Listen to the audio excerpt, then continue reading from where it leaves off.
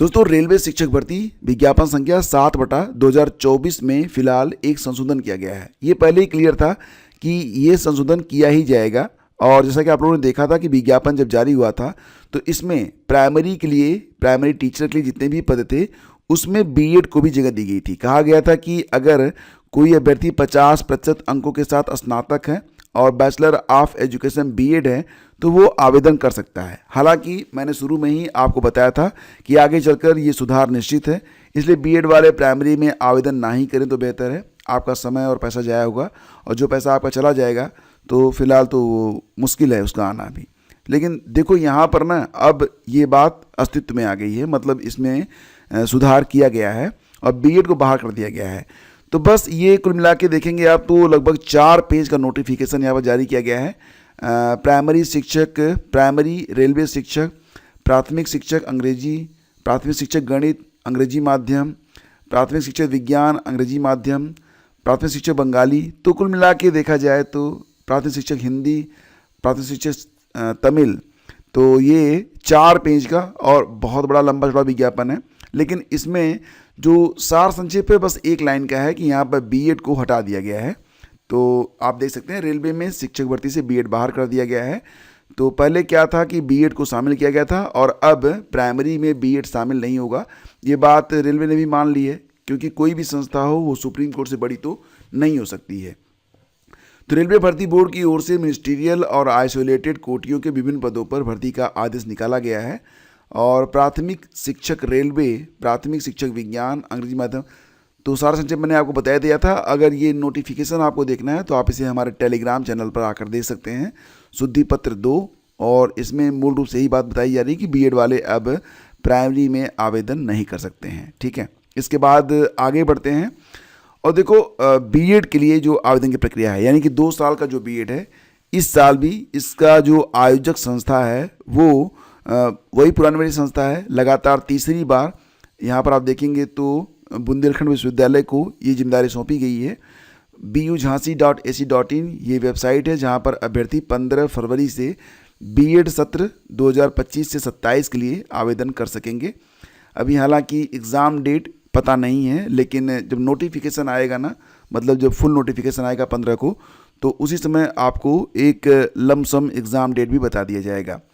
तो bujhansi.ac.in पर 15 फरवरी से आवेदन की प्रक्रिया है जो ये स्टार्ट हो रही है।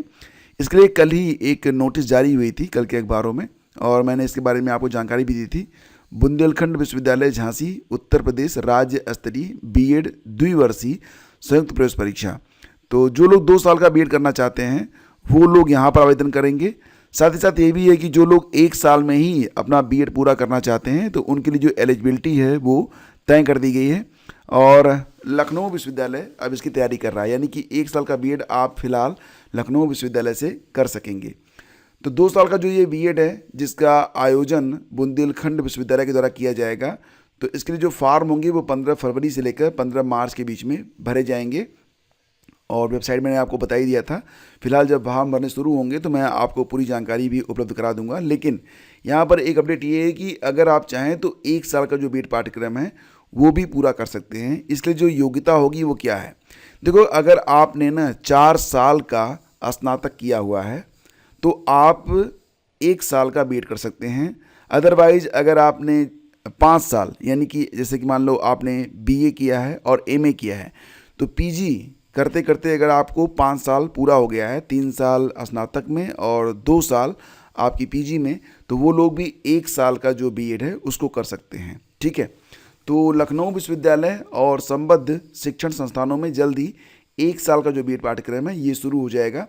पूरी तैयारी इसकी की जा चुकी है और फिलहाल जो एनसीटी की गाइडलाइन है उसी का इंतज़ार किया जा रहा है। तो यहाँ पर जो एलिजिबिलिटी है उसको आप लोग समझ लीजिए कि अभी 2 साल का और 1 साल का जो बीएड है ये दोनों ही साथ साथ चलता रहेगा। साथ ही साथ जो 4 साल के इंटीग्रेटेड कोर्स हैं ये भी स्टार्ट हो चुके हैं, लेकिन 2030 के बाद केवल 4 साल वाले जो पाठ्यक्रम है बस वही बचेंगे।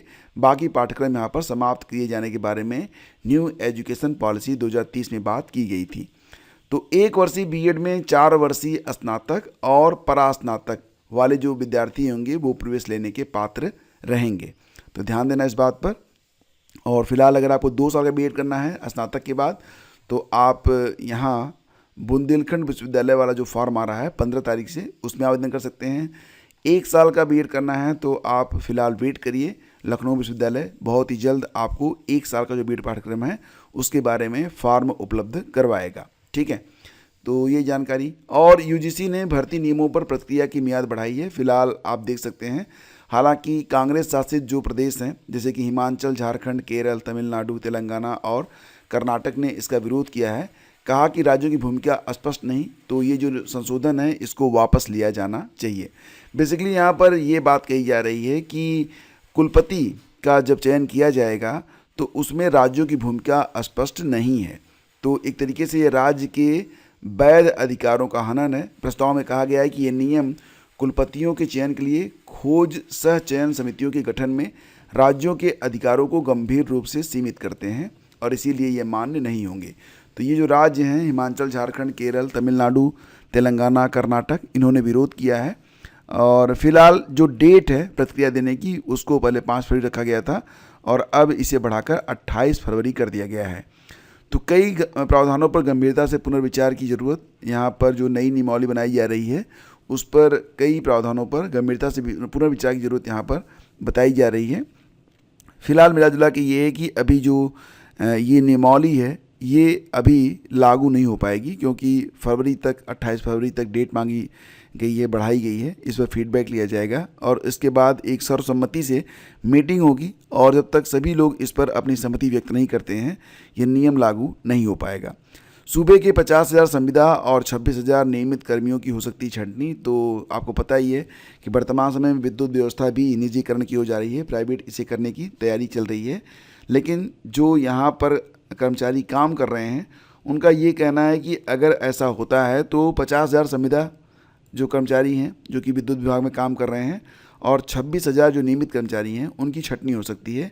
इसलिए ये जो निजीकरण किया जा रहा है विद्युत विभाग का ये नहीं होना चाहिए। इसको लेकर जो है फिलहाल बैठकें हो रही हैं और प्रदर्शन भी किया जा रहा है। इसी के साथ आगे बढ़ते हैं। विद्यार्थियों को समय के साथ खुद को अपडेट करने का मिला मंत्र। तो फिलहाल एक बैठक हुई है अमर उजाला नॉलेज पार्टनर। तो यहाँ पर कहा गया कि जो भी एस्पिरेंट हैं, चाहे वो प्रतियोगी परीक्षाओं के हों, चाहे वो फिर किसी भी हाई स्कूल, इंटरमीडिएट या फिर स्नातक के हों, तो खुद को अपडेट रखें और प्रतिदिन स्टडी को, बुक्स रीडिंग को अपने जीवनचर्या में शामिल करें और पूरा जो आपका समय है ना वो बर्बाद नहीं होना चाहिए इस आधार पर कि आप सोशल मीडिया में अनाप शनाप चीज़ें देखते हुए अपना पूरा दिन बर्बाद कर लें। 10 तारीख को यानी कि 10 फरवरी को स्टूडेंट्स, टीचर्स और पेरेंट्स से बातचीत करेंगे हमारे प्रधानमंत्री मोदी जी।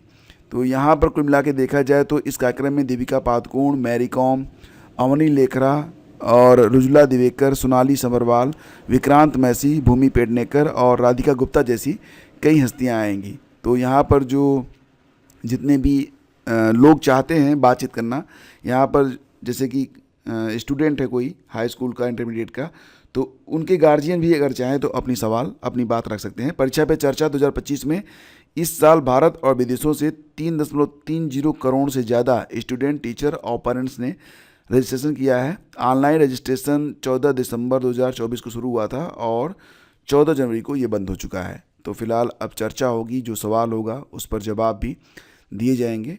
और इसी के साथ आगे बढ़ते हैं। तो देखो, आपको बहुत अधिक अलर्ट रहने की ज़रूरत है साइबर क्राइम के प्रति। तो बिल्कुल आपको अलर्ट रहना है। अभी मैं कल की बात बताता हूँ आपको।